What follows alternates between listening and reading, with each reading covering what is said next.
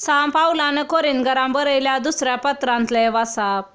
आमच्या जिवनाच्या सर्व घडितांनी दीग सोंसणेकाये वरवीं देवाचे सेवक म्हूण आमी दाखोवंक सोदता. संकश्टामध्ये, गरजांमध्ये, अडचणेमध्ये, जरबादांचे मार खाताना, बंदेंत लोळून आसतना आणि उसंबळायामध्ये पुरासानेन सलवताना, न्हीद खळताना वा उपास काडताना आमी देवाचे सेवक म्हूण दाखोवन दिता.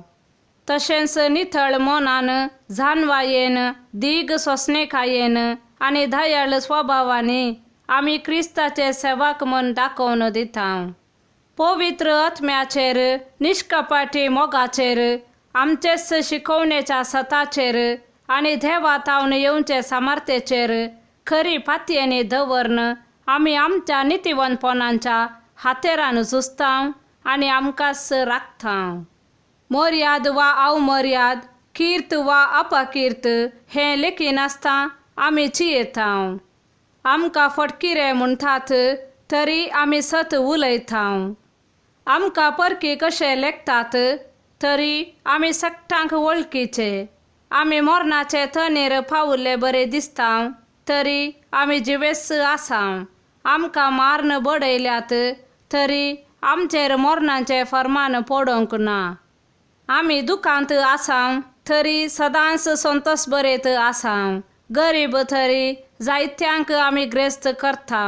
कांयच नातलेले तरी आमचे कडेन सगळे आसा. देवाचे उतार हे. सामातेवा प्रमाणे जेजू क्रिस्ताचे शुभवार्ता.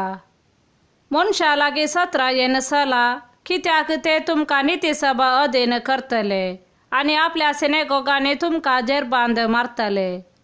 म्हजे पासत तुमकां राया आनी अधिपती मुखार जडतेक रावयतले. पूण तांकां आनी हेर जातीच्यांकी तुमी साक्षी जातल्यात.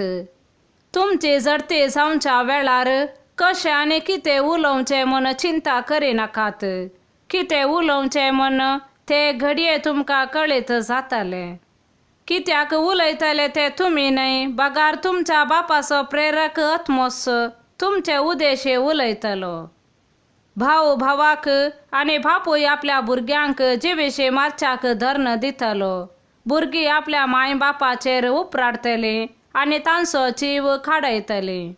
आनी तुमी म्हजे फाटलावदार म्हणले खातीर सोमेस्त तुमचो द्वेश करतले.